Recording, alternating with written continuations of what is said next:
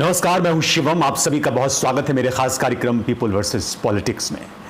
जब सरकार वालों के मुंह से आप सुनते हैं भ्रष्टाचार दीमक है और इसका खात्मा करेंगे, तो आप क्या सोचते होंगे, ये आप कमेंट करके मुझे बताएं।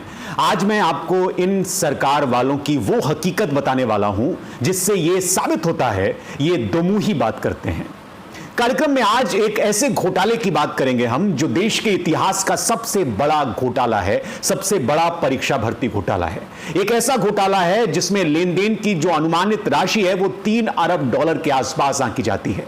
यह ऐसा घोटाला है जिसमें 3 दर्जन से ज्यादा लोगों की मौत हो चुकी है, करीब 40। ये लोग इस घोटाले से किसी न किसी रूप में जुड़े हुए थे जो अब इस दुनिया में नहीं है। इन लोगों की अज्ञात मौतें अभी भी रहस्य हैं और यह घोटाला साहेब की पार्टी और साहेब की सरकार में हुआ है, इसलिए सवाल भी उन्हीं से किया जाना चाहिए। बात 2013 की है, या थोड़ा और पीछे चलें 2012 में। उज्जैन में रेलवे ट्रैक पर एक लड़की की लाश मिलती है और लड़की की उम्र बमुश्किल 19 की रही होगी, 19 साल। लाश मिलने के बाद सनसनी फैल गई पूरे इलाके में। पुलिस पहले कहती है कि यह हत्या का मामला है और बाद में कहती है कि आदिवासी लड़की की जो लाश मिली है वो लावारिस है और इसको दफन कर देना चाहिए।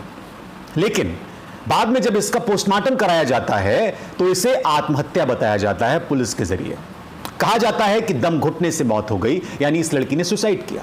इस लड़की का नाम था नम्रता, झाबुआ जिले की ये रहने वाली थी और इसके पिता का नाम था मेहताब सिंह। जब मेहताब सिंह से आप बात करेंगे तो वो आपको बताएंगे कि नम्रता के जो मौत का पूरा मामला है वो व्यापम से जुड़ा हुआ था। जी हां, मैं आपको मध्य प्रदेश में शिवराज सरकार में हुए व्यापम घोटाले के बारे में बताने वाला हूं आज के कार्यक्रम में। ये घोटाला कितना कातिलाना और रहस्यमयी है कि नम्रता केस की तहकीकात करने वाले पत्रकार अक्षय सिंह जब 2015 में इस मामले से जुड़ी हुई जानकारी जुटा रहे थे तो मेहताब सिंह से बात करते करते उनकी मौत हो गई, उनके मुंह से झाग गिरने लगा। मेहताब सिंह बताते हैं कि चाय पीने के बाद अक्षय सिंह के मुंह से झाग निकला और उनकी सांसें हमेशा हमेशा के लिए रुक गईं। मोदी से करप्शन पर बड़ी बड़ी बातें करते हुए आप सुने होंगे, लेकिन एक सच ये भी है जो मैं आपको बता रहा हूं।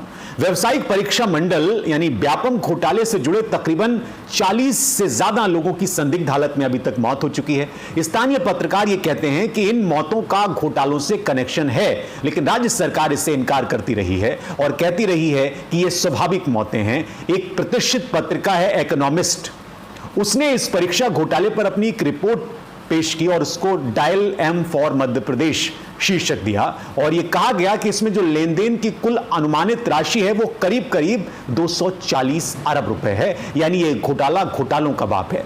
और मोदी जी कहते हैं कि सब चंगासी। राज्य में फिर चुनाव हैं और मोदी जी फिर कह रहे हैं कि हम पाक साफ हैं, हमारी पार्टी पाक साफ है और विपक्ष करप्ट है। लेकिन ताजा हालात ये हैं कि व्यापम घोटाले की जांच को लेकर इंदौर हाई कोर्ट में 10 अगस्त को एक याचिका दायर की गई है और यह याचिका दाखिल की गई है पारस सकलेचा की ओर से। पारस ने इस मामले को उजागर करने के लिए अपनी जान हथेली पर ली हुई है और वो ये बताते हैं कि उनकी जो शिकायत दिसंबर 2014 से लंबित है उसमें निश्चित अवधि के भीतर कार्रवाई की जाए, ये उन्होंने गुहार लगाई है कोर्ट से, इस पर आदेश दिया जाए। इस शिकायत में उन्होंने क्या कहा है वो भी मैं आपको बता दूं। पारस वैसे तो रतलाम से पूर्व निर्दलीय विधायक हैं।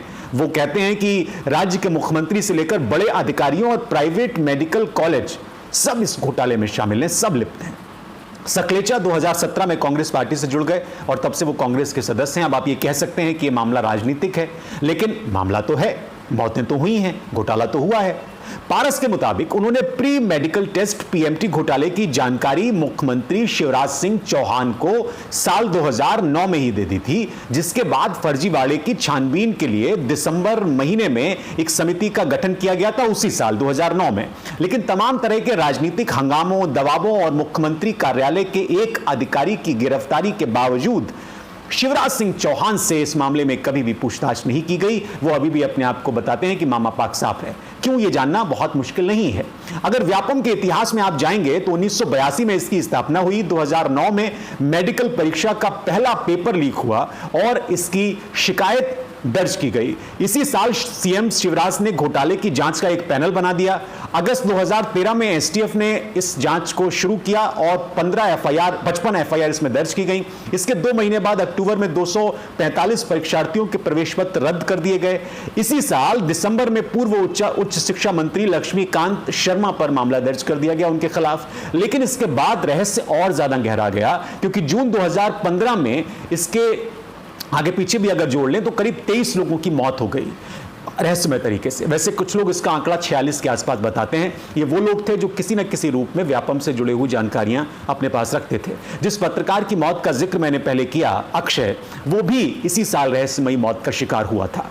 इसी साल जुलाई के महीने में जबलपुर के नेताजी सुभाष चंद्र मेडिकल कॉलेज के जो डीन थे, उनका नाम था अरुण शर्मा, दिल्ली के एक होटल में उनका मृत शरीर मिला।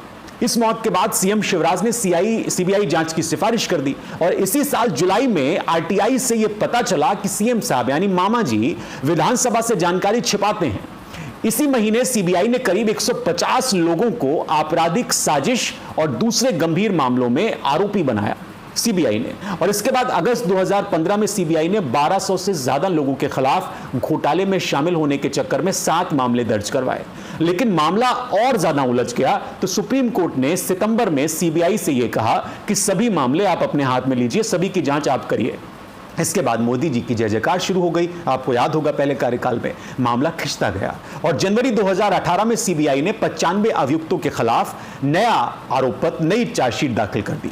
जुलाई 2019 में ऑडिट रिपोर्ट से व्यापम में भारी अनियमितताओं का खुलासा हुआ। मोदी जी दोबारा चुन के आ गए। आज की तारीख में अगर देखें तो इस मामले में 3 लोगों को 7 साल की जेल हुई है और सुनवाई अभी भी इसकी चल रही है। केवल पत्रकार अक्षय सिंह या छात्रा नम्रता डामोर की ही बात नहीं है, संदेह पैदा करने वाले और भी लोग हैं जिनकी मौतें हुई, करीब 40 से ज्यादा। बड़ी संख्या में परिवार ये तबाह हो गए।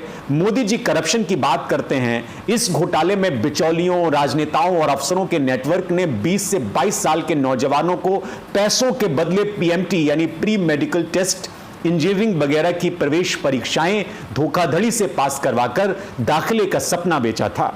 अब मध्य प्रदेश के सैकड़ों युवा महीनों जेल की सलाखों के पीछे काटने के बाद आज भी अदालतों के चक्कर काट रहे हैं। मोदी जी करप्शन की बात करते हैं। आप सोचिए। आखिर में मैं एक बात और आपको बता दूं इस पूरे घटनाक्रम से जुड़ी हुई, जो डबल इंजन की बात की जाती है, उन्होंने कैसे इंजन बोगी सिस्टम चलाया।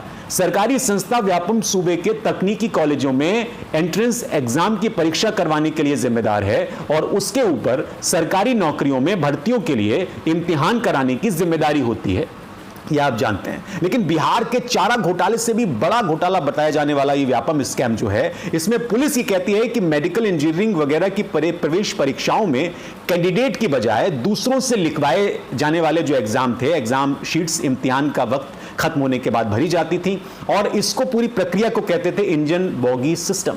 इस व्यवस्था में बैठने का इंतजाम इस तरह से किया जाता था कि आगे पीछे बैठे परीक्षार्थी नकल कर सकें, देख सकें। मोदी जी, आप इस घोटाले को अपने 9 साल के कार्यकाल में खोल नहीं पाए। लोग कैसे मान लें कि आप करप्शन के खिलाफ हैं? ये तो सवाल पूछेगा ना आदमी कि ये आपने क्यों नहीं खोला, आपके रिजीम में इस तरह की चीजें हुई। ये सवाल हमारा भी आपसे है। आप बताइए कि आप इन करप्ट लोगों को कब जेल की सलाखों के पीछे पहुंचाएंगे, क्योंकि मध्य प्रदेश में चुनाव है और चुनाव में अगर आप करप्शन की बात करेंगे तो लोग व्यापम पे सवाल करेंगे। बहुत शुक्रिया आप लोगों को ये कार्यक्रम देखने के लिए। आप भी बताइए कि आप इस घोटाले के बारे में क्या सोचते हैं। आप हमसे जुड़े रहने के लिए सब्सक्राइब करें YouTube पर, फॉलो करें Twitter पर और लाइक करें Facebook पर।